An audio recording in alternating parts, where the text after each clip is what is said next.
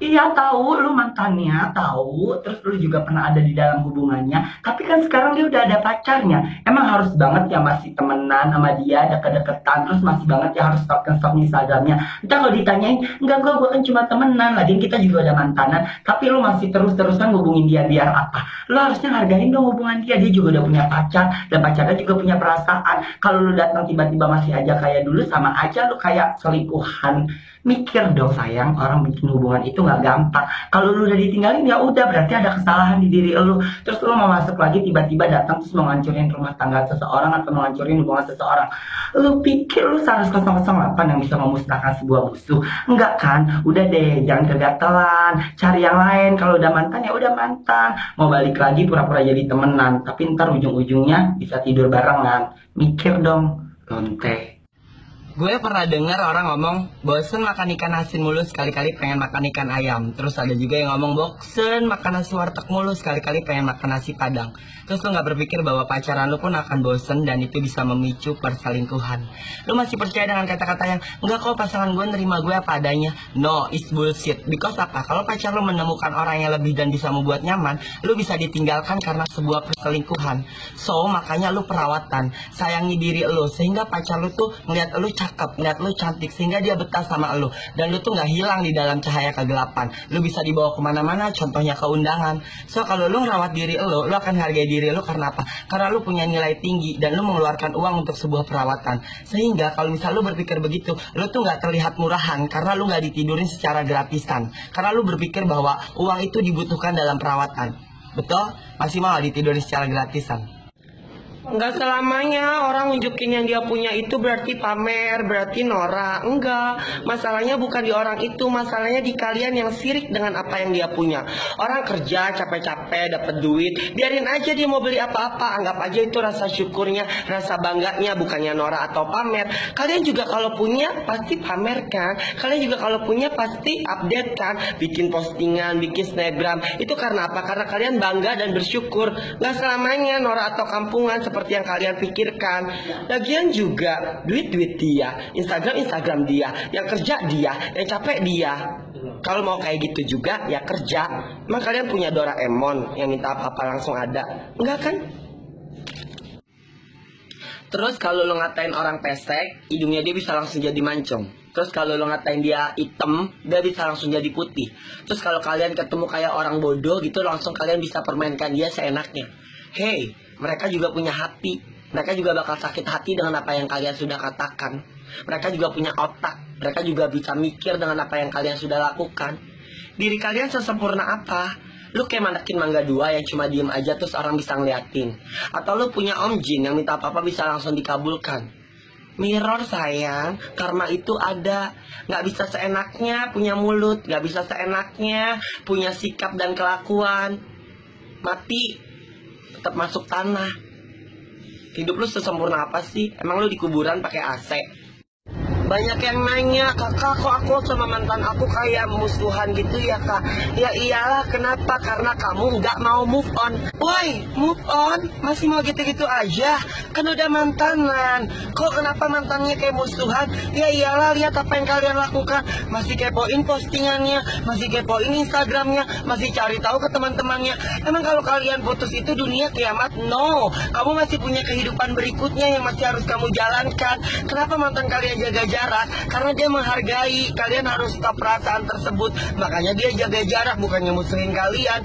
Kalau kalian stuck gitu-gitu aja, kalian gak mau maju. Kalau udah mantanan ya udah ambil pembelajarannya aja. Toh kehidupan tuh akan terus berjalan. Temukan sesuatu yang baru. Emang kalau misalnya kalian stuck gitu aja, nangis-nangis aja, mantan kalian bakal balik? Enggak, malah ilfil. Ini juga perasaan loh, bukan film cinta Fitri yang gak habis-habis.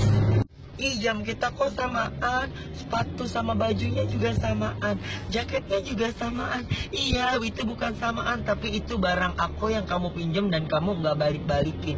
Hei, kalau misalnya minjem barang, Bo, ya tahu diri kan itu punya orang. Masa mau jadi hak milik? Emangnya tanah sengketa harus ada bandrol cak miliknya? Kan enggak, minjem boleh, tapi tahu waktu juga. Sehari dua hari sih nggak apa-apa, giliran ditagih, tarsok, tarsok, tarsok, tahu-tahu hilang terus minta maaf, tahu-tahu rusak terus minta maaf. Emang kalau misalnya udah minta maaf semuanya terselesaikan? Lu nggak ngerti kalau kita yang punya barang itu pasti gondok. Mikirlah say, kalau kamu mau punya barang kayak kita tapi nggak mampu buat beli, coba cari di OLX, kan jual dia barang bekas tuh, tinggal klik ketemuan terus deal. Udah minjem, nggak tahu diri, munyain, tahu-tahu rusak, sampah. Emang kalau misalnya orang malam minggu nggak pacaran udah pasti jomblo. Terus kalau misalnya emang udah jomblo itu udah pasti nggak laku. Terus kalau misalnya emang nggak punya pasangan itu udah pasti udah nggak ada yang mau. Bukan, kita tuh jomblo-jomblo limited edition. Karena apa? Karena kita masih senang main, kita masih mau sama teman-teman kita masih mau senang-senang. Kamu tahu kan pacaran zaman sekarang dikit-dikit harus laporan, dikit-dikit harus teleponan. Kamu jangan main sama dia ya, kamu jangan harus ini itu ya. Kamu tuh harus seperti yang aku mau. Hey, lu pikir pasangan lu robot bisa lu atur-atur? Biarkan mereka bebas kalau pacaran. Makanya kita para jomblo belum siap buat akan hal itu, karena jatuhnya nanti egois. Toh kalau misalnya kita jomblo pun kita nggak terlalu nista dan kita nggak terlalu sedih, karena kita pikir jodoh itu udah ada yang ngatur dan semua manusia itu pasti ada jodohnya. Kalau kamu kebelet banget pengen pacaran tapi nggak ada jodohnya, coba kamu pacaran sama tumbuh-tumbuhan. Sakit loh ditamparin, sakit loh ditendangin, sakit loh dianjing-anjingin di depan orang, dan sakit banget disiksain terus. Memang kalau pacaran itu harus udah kayak gitu ya. Walaupun pacar salah harus banget ya dengan kekerasan. Kan bisa dibilangin dengan baik-baik. Denger itu anak orang yang dari kecil sampai gede digedein dengan susah payah sama emak bapaknya. Lu kan baru pacarnya. Emang kalau ngebilangin pacar harus banget dengan cara seperti itu. Kalau orang sayang, kalau orang cinta nggak nyiksa kali. Kalau misalnya pacarannya model begitu, sekalian aja lu jadi atlet WWF atau lu jadi artis Smackdown. Jadi kalau pacar lu salah, lu bisa langsung banting dia di atas ring. Halo, kamu di mana? Telepon aku dari tadi nggak diangkat, SMS aku nggak dibalas, WA aku nggak dibalas, DM Instagram nggak dibuka. Coba kamu fotoin, kamu lagi sama siapa? Kamu lagi ada di mana? Hey, pacaran gak gitu-gitu banget kali. Katanya saling cinta, katanya saling percaya. Pacar kamu juga punya kesibukan, pacar kamu juga punya kerjaan, handphonenya tuh gak selamanya dipegang. Ayo saling mengerti pacarannya. Nanti kalau misalnya pacar kamu hilang gimana? Pacar kamu juga gak kemana-mana kok, gak bakal digondol anjing. Apa kamu juga harus pasang CCTV di depan mukanya biar kamu tahu kalau dia lagi kemana-mana? Mending kalau misalnya kalian mau tahu pacar kamu ada di mana, ya udah pasangin aja Google Maps di dirinya. Nah kalau misalnya teleponnya mau diangkat terus selama 24 jam, coba deh kamu pacaran sama call center online. Biarlah kita dengan pekerjaan kita. Kerjaan kita jadi banci show, menghibur orang, salto-salto, jumpalitan, biar orang pada ketawa, biar nggak stres.